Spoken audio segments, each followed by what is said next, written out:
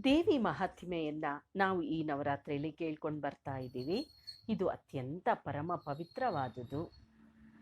ಈಗ ಇವತ್ತು ಅಧ್ಯಾಯ 5, ದೂತ ಸಂವಾದ. ಶರಶ್ಚಂದ್ರನಿಗೆ ಸಮಾನವಾದ ಕಾಂತಿಯುಳ್ಳ ಗೌರಿಯ ದೇಹದಿಂದ ಸಮುತ್ಸನ್ನಳಾದ 3 ಲೋಕಗಳಿಗೂ ಆಧಾರಭೂತಳಾದ ಶುಂಭನೆ ಮೊದಲಾದ ದೈತ್ಯಗಳನ್ನು ಸಂಹರಿಸಿದ ತನ್ನ 8 ಹಸ್ತಗಳಲ್ಲಿ ಗಂಟ, ಶೂಲ, ಹಲ, ಶಂಖ, ಮುಸಲ, ಚಕ್ರ, ಬಿಲ್ಲು ಬಾಣಗಳನ್ನು ಧರಿಸಿದ ಮಹಾಸರಸ್ವತಿಯನ್ನು ಭಕ್ತಿಯಿಂದ ನಮಿಸೋಣ. ಮಾರ್ಕಂಡೇಯ ಮಹರ್ಷಿಗಳು ದೇವಿ ಮಹಾತ್ಮೆಯನ್ನು ಮುಂದುವರಿಸಿದ್ರು. ಹಿಂದೆ ಶುಂಭ ಹಾಗೂ ನಿಶುಂಭರೆಂಬ ದೈತ್ಯರು ತಮ್ಮ ಬಲದಿಂದ ಇಂದ್ರನಿಗೆ ಸಲ್ಲಿಸಬೇಕಾಗಿದ್ದ ಯಜ್ಞ ಭಾಗವನ್ನು 3 ಲೋಕಗಳ ಅಧಿಪತ್ಯವನ್ನು ಅಪಹರಿಸಿದರು. ಸೂರ್ಯ, ಕುಬೇರ, ಯಮ, ವರುಣ, ವಾಯು, ಅಗ್ನಿ ಎಲ್ಲರನ್ನೂ ಆಕ್ರಮಿಸಿ ಅವರಂತೆ ತಾನೇ ಕೆಲಸಗಳನ್ನು ನಿರ್ವಹಿಸಿದ್ರು. ಪರಾಜಿತರಾದ ದೇವತೆಗಳು ರಾಜ್ಯಭ್ರಷ್ಟರಾಗಿ ಹೊರಹಾಕಲ್ಪಟ್ಟರು. ಹೀಗೆ ಅಧಿಕಾರ ಭ್ರಷ್ಟರಾದ ದೇವತೆಗಳು ತಮ್ಮ ಎಲ್ಲ ಶಕ್ತಿಗಳನ್ನು ಒಂದುಗೂಡಿಸಿ ಅಪರಾಜಿತ ಎಂಬ ಹೆಸರಿನಿಂದ ಪ್ರಸಿದ್ಧಳಾದ ದೇವಿಯನ್ನು ಸ್ಮರಿಸಿದ್ರು. ಆಪತ್ತುಗಳಲ್ಲಿ ನನ್ನನ್ನು ಸ್ಮರಿಸಿದ್ರೆ ನಿಮ್ಮ ಕಷ್ಟಗಳನ್ನು ಕ್ಷಣ ಮಾತ್ರದಲ್ಲಿ ನಾಶ ಮಾಡ್ತೀನಿ ಎಂಬ ವಚನವನ್ನು ದೇವಿಯು ದೇವತೆಗಳಿಗೆ ನೀಡಿದ್ದಳು.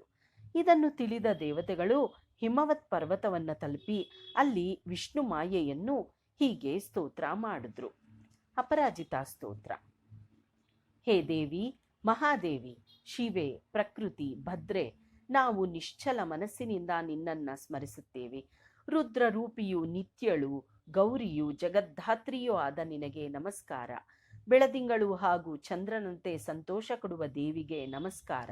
ಕಲ್ಯಾಣಿ, ಐಶ್ವರ್ಯ ರೂಪಿಣಿ, ಸಿದ್ಧಿರೂಪಿಣಿಯೂ ಆದ ದೇವಿಗೆ ಮತ್ತೆ ಮತ್ತೆ ಲಕ್ಷ್ಮಿ ಹಾಗೂ ಆದಿಲಕ್ಷ್ಮಿಯಾಗಿ ಶರ್ವಾಣಿಯಾದ ಸರ್ವಕಾರಿಣಿ ಕೃಷ್ಣವರ್ಣೆ ಧೂಮ್ರವರ್ಣೆ ನಿನಗೆ ನಮಸ್ಕಾರ.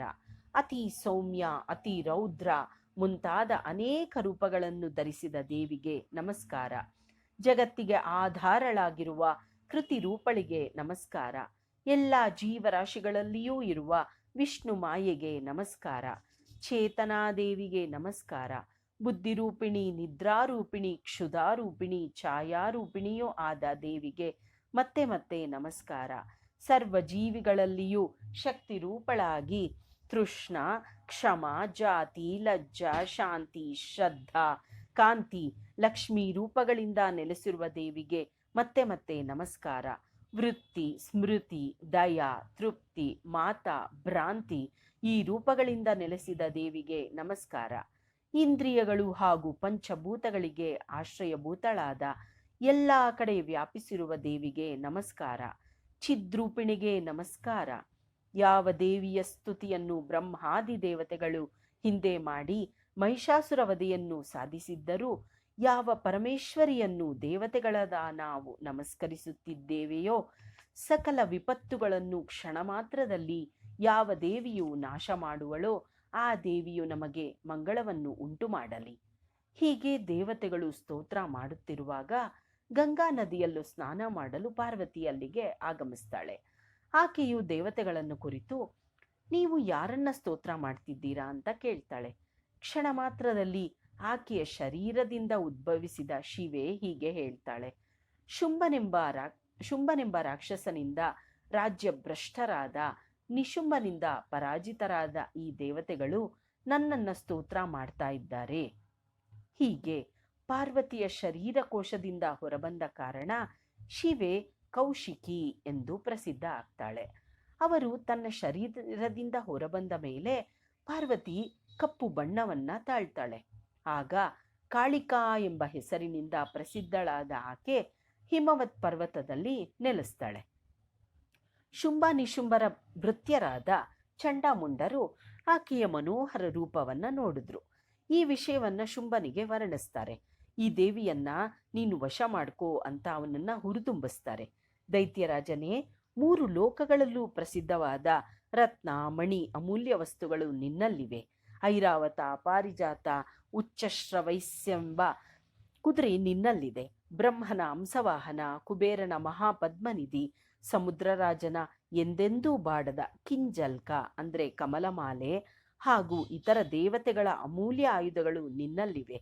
ಚಿನ್ನದ ಮಳೆಯನ್ನ ಸುರಿಸಬಲ್ಲ ವರುಣನ ಛತ್ರಿ, ಮೃತ್ಯುವಿನ ಭಯವನ್ನುಂಟು ಮಾಡುವ ಯಮಪಾಶ, ಅಗ್ನಿಯಲ್ಲಿ ಶುದ್ಧವಾದ ವಸ್ತ್ರಗಳು ಎಲ್ಲವೂ ನಿನ್ನಲ್ಲಿದೆ. ಹೀಗೆ ಉತ್ತಮೋತ್ತಮ ವಸ್ತುಗಳನ್ನು ನೀನು ಸಂಗ್ರಹಿಸಿ ಇಟ್ಟಿರುವಾಗ ಸ್ತ್ರೀ ರತ್ನ ಎನಿಸಿರುವ ಈಕೆಯನ್ನ ನೀನೇಕೆ ವಶ ಮಾಡ್ಕೋಬಾರದು ಎಂದು ಚಂಡಾಮುಂಡರು ಶುಂಭನಿಗೆ ಹೇಳಿದ್ರು. ತನ್ನ ಸೇವಕರ ಮಾತನ್ನು ಕೇಳಿದ ಶುಂಭನು ಸುಗ್ರೀವ ಎಂಬ ದೈತ್ಯನನ್ನು ದೂತನಾಗಿ ದೇವಿಯ ಬಳಿ ಕಳಿಸ್ತಾನೆ. ಅತ್ಯಂತ ಸುಂದರವಾದ ಪರ್ವತ ಪ್ರದೇಶದಲ್ಲಿ ದೇವಿಯು ನೆಲೆಸಿದ್ದ ಸ್ಥಳ ತಲುಪಿದ ದೈತ್ಯ ಆಕೆಯನ್ನು ಕುರಿತು ಹೀಗೆ ಹೇಳ್ತಾನೆ. ಹೇ ದೇವಿ, 3 ಲೋಕಗಳಿಗೂ ಒಡೆಯನಾದ ಶುಂಭಾಸುರನ ದೂತನು ನಾನು. ಆತನ ಸಂದೇಶವನ್ನ ನೀನೀಗ ಕೇಳು. 3 ಲೋಕಗಳಿಗೂ ನಾನೇ ಒಡೆಯ. ದೇವತೆಗಳೆಲ್ಲ ನನ್ನ ವಶ ಆಗಿದ್ದಾರೆ. 3 ಲೋಕಗಳಲ್ಲಿಯೂ ಶ್ರೇಷ್ಠವಾದ ವಸ್ತುಗಳು ನನ್ನಲ್ಲಿವೆ. ದೇವತೆಗಳು, ಗಂಧರ್ವರು, ನಾಗರು ಹಾಗೂ ಇತರರಲ್ಲಿ ಉತ್ತಮವಾದ ಯಾವ ಯಾವ ವಸ್ತುಗಳಿವೆಯೋ ಅವೆಲ್ಲವೂ ನನ್ನ ಬಳಿ ಇದೆ. ಆದ್ರಿಂದ ಸ್ತ್ರೀರತ್ನ ಆದ ನೀನು ನನ್ನನ್ನ ಸೇರು. ನನ್ನನ್ನಾಗಲಿ ಅಥವಾ ನನ್ನ ಸೋದರ ನಿಶುಂಭನನ್ನಾಗಲಿ ನೀನು ಸ್ವೀಕರಿಸಿದ್ರೆ ಅಪಾರವಾದ ಭಾಗ್ಯವನ್ನ ಹೊಂದುತ್ತೀಯ. ಇದನ್ನು ಮತ್ತೆ ಸಮಾಲೋಚಿಸಿ ತೀರ್ಮಾನಕ್ಕೆ ಬಾ ಎಂದು ದೂತ ತಿಳಿಸ್ತಾನೆ. ಹೀಗೆ ಹೇಳಿದ ದೂತನ ಮಾತುಗಳನ್ನು ಆಲಿಸಿದ ದೇವಿ ಒಳಗೊಳಗೆ ನಗುತ್ತಾ ಮೇಲೆ ಗಾಂಭೀರ್ಯವನ್ನು ತಾಳಿ ಹೀಗೆಂದಳು. ಎಲೈ ದೂತನೇ, ನೀನು ಹೇಳಿದ್ದು ಸತ್ಯವೇ ಹೊರತು ಸುಳ್ಳಲ್ಲ.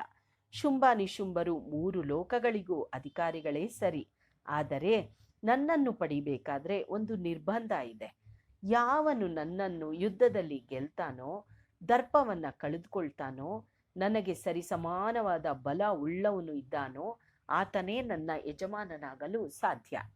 ಹೀಗಿರೋದ್ರಿಂದ ಶುಂಭನಾಗಲಿ ನಿಶುಂಭನಾಗಲಿ ಇಲ್ಲಿಗೆ ಬಂದು ನನ್ನನ್ನ ಈ ಯುದ್ಧದಲ್ಲಿ ಸೋಲಿಸಿ ನನ್ನನ್ನು ಪಡೆಯಲಿ.